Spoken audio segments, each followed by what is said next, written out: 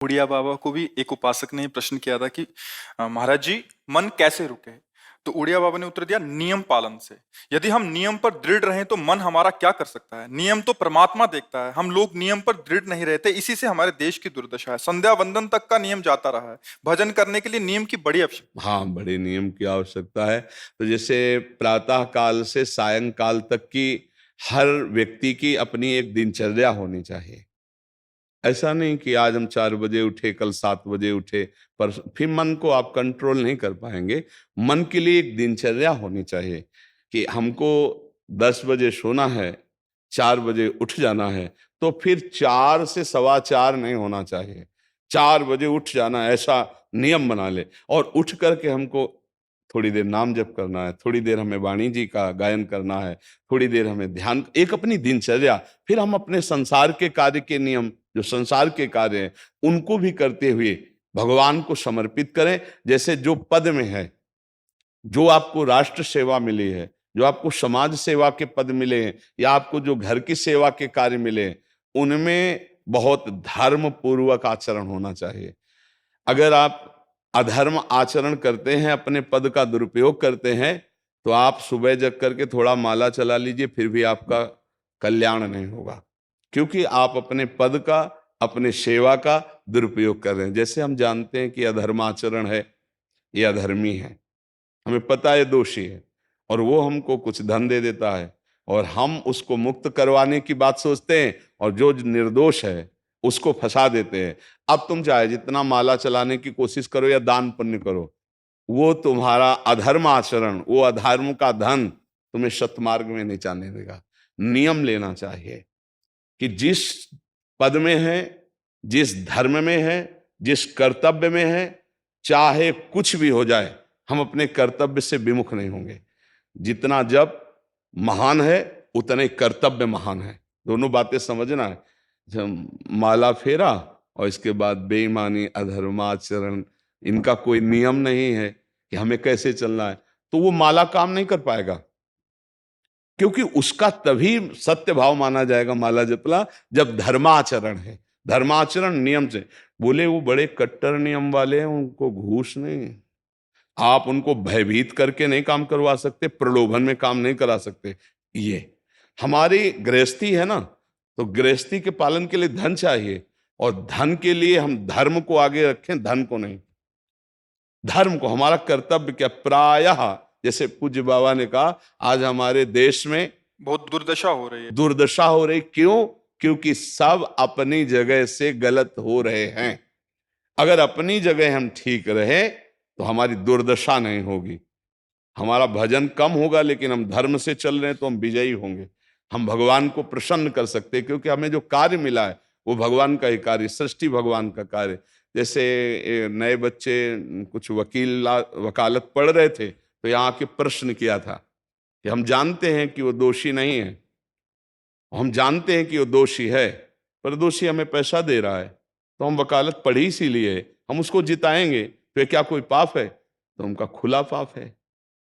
बोले नहीं, हमारी कोई ऐसा कंपनी दो, ऐसा कुछ बोले कि हमारी कंपनी को ये सिखाया जाता है, तो हमको तो ये करना ही होगा, अगर नहीं करेंगे तो हमारी वकालत का मतलब क्या रहा? तो नहीं, वकालत का मतलब अधर्मी को मुक्त करवाना नहीं है।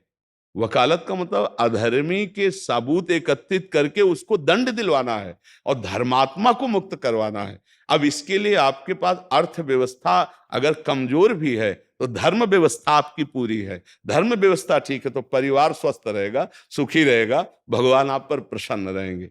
अच्छा, फिर हमने तर्क रखा कि जैसे आपकी बहन के साथ कोई गलत व्यवहार करे, आपको पता है, और वो आपको 10 लाख रुपया घूस दे, तो क्या आप उसका पक्ष लेंगे? नहीं। तो फिर दूसरी बहन के साथ किया है। अब यहां विचार करना है ना, अपने भाई का अगर कत्ल किए हो, मुझे पता हो कि ये दोषी है, तो क्या हम पैसे से उसको मुक्त करने देंगे? लगेगा कि जान की बाजी लगा देंगे, और तुम्हें हम, ऐसे ही एक गरीब आदमी की किसी ने हत्या की है, तो आपका पक्ष बनता है। पर यह ज्ञान कहां मिलेगा? बिना अध्यात्म के ये ज्ञान तो मिलेगा नहीं। ज्ञान तो इस बात का मिला कि कैसे पैसा कमाया जाए। अच्छा, वो पैसा यदि अधर्म से आया है तो आपकी दुर्दशा कर देगा, आपकी बुद्धि भ्रष्ट कर देगा। तो जो बाबा कह रहे हैं कि आज हमारे समाज की बड़ी दुर्दशा हो रही, उसका कारण यही है कि हमें अध्यात्म का ज्ञान नहीं, हमें धर्म का ज्ञान नहीं, और बड़ी बड़ी गलतियां हो जाती है। बिल्कुल पता है आदमी निर्दोष है, और हम धन के प्रभाव से उसको दंड दे देते हैं। वो दंडा भगवान जब आपको पलट कर देंगे तो आप सह नहीं पाओगे, उसका परिणाम बहुत बुरा होता है। तो इसलिए समाज को चाहिए अपने अपने कर्तव्य का पालन करते हुए एक नियमावली बना ले। जैसे कुछ दुकानों का नियम होता है कि वहां फिक्स रेट होता है, नहीं होता? वहां ये नहीं चलेगा कि कसम से कहते हैं कि तुम्हें हम अपना जान करके कि 100 रुपया मीटर ये मिला है, हम बिल्कुल मुनाफा नहीं ले रहे। नहीं, झूठ क्यों बोल रहे हो? दुकान खोले हो मुनाफा के लिए, झूठ क्यों बोल रहे हो? नहीं लेंगे मुनाफा, हम जितने का लाए हैं उससे मुनाफा लेंगे, पर 120 रुपया मीटर देंगे, कपड़ा बढ़िया है, नाप फिट है, इससे नीचे नहीं उतरेंगे, और हमें सफाई देने की जरूरत नहीं है कि हम कसम खाते हैं या ऐसा। हम जानते हो ये बिजली है, दुकान है, नौकर लगे हैं, तो इसका मुनाफा लेने के लिए दुकान खोलें, कोई दान करने के लिए तो नहीं। तो सबको पता है मुनाफा लेगा, लेकिन एक फिक्स दाम, उससे 10-20 रुपया का मुनाफा लेकर के हम उसको बेच रहे हैं। लेकिन झूठ क्यों बोले? बोले झूठ के बिना धंधा नहीं चलता। नहीं, ऐसा नहीं है। अब असत्य बोलोगे तो उससे जो आपको मुनाफा मिलेगा वो आपकी बुद्धि भ्रष्ट करेगा, और सत्य है कि मुनाफा के लिए है वही चीज, और आप एक फिक्स रेट में दे रहे हैं, बढ़िया है। अब अगर आप कोई मिलावट करके भोजन सामग्री दे रहे हैं, आपको पता है, तो जो खाने वाले के हृदय में बैठे हुए भगवान है, वो तुम्हारे जीवन में मिलावट कर देंगे, तुम्हारा जीवन महान दुखमय हो जाएगा। ये कहां समझा जाता है? एक आदमी सिंथेटिक दूध बना रहा है, उससे कहो ये अपने बच्चे को पिलाओ, नहीं पिलाएगा। फिर ये दूसरे का बच्चा जब पिएगा तो उसकी हालत क्या होगी? दूसरे शरीर में जाएगा तो हालत क्या होगी? वो केवल धन की बुद्धि रखता है। एक आदमी घी में केमिकल मिला रहा है, एक ऐसे अभक्ष्य पदार्थ मिला है, वो स्वयं नहीं खाएगा, लेकिन वो होटलों में भेजा जाएगा, हजारों लाखों लोग खाएंगे, बीमारी बढ़ेगी, उसको रुपया से मतलब है। ये चीज, ये दुर्दशा हर जगह धर्म का ज्ञान न होने के कारण फैल रही, नहीं फैल रही।